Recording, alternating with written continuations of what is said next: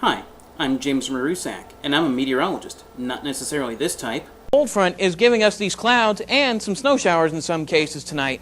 Even though I could go on TV if you asked me to, it would just take a little bit of time to get me back to used to being on the green screen as well as using the software.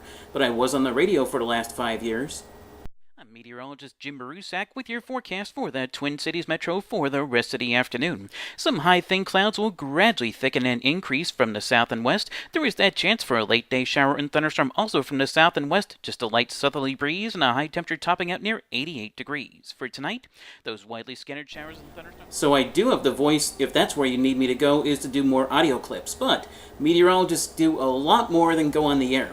We actually have a lot of uses outside the media. The forecast can be used for everything from road maintenance in the wintertime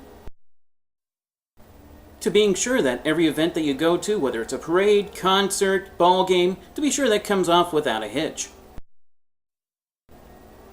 As well, any other type of forecasting uses can be mainly for transportation outside the roads. That would be for the rails or the planes to be sure not only than the rails you get your goods, but if you're on an airplane, you want to be sure you can land and take off. And with our forecasting, we can actually be sure that takeoff and landing comes off without a hitch.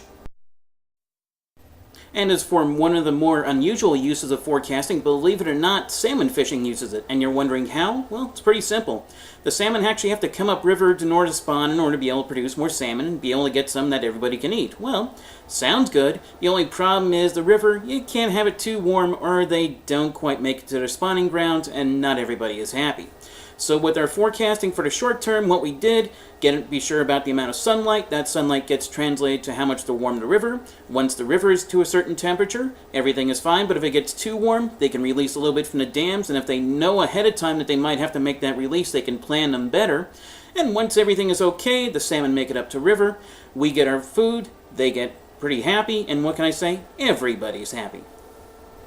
As for one of the more inventive uses of how to use long-range forecasting, believe it or not, the commodities traders have got into the act. And how do they do that? Well, basically they take our temperature forecast, generally more trendy forecasts, like is it going to get warmer, colder, whole 9 yards. And when they do that, they actually put that into some models, figure out how much natural gas or oil people may need.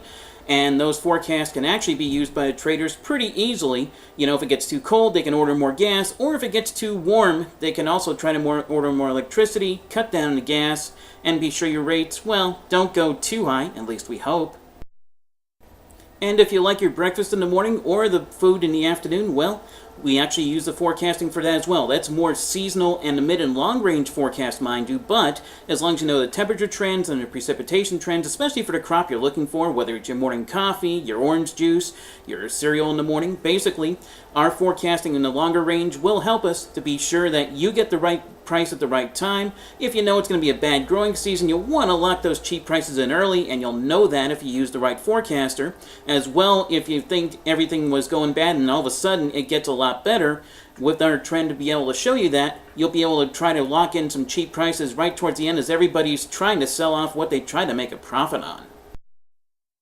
But as for using the technology in order to be able to get those forecasts out, I'm actually quite good at it. Whether it's Windows all the way from XP all the way up towards Windows 8, I can also use Mac OS X, I can go even towards the Linux, Unix, I can use just about any system underneath the book. As long as I got the technology and some type of connection to get the data, I can do what you need.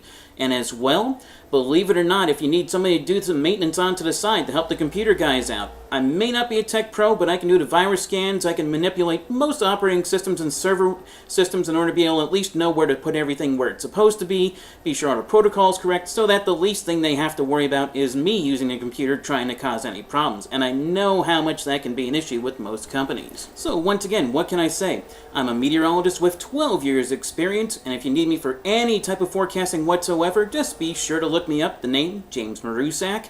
And as for the email, just look in the credits because that's where my name is. As well, look up most of my profiles online because with those you also will see my email address as well as any other contacts via instant messaging or otherwise.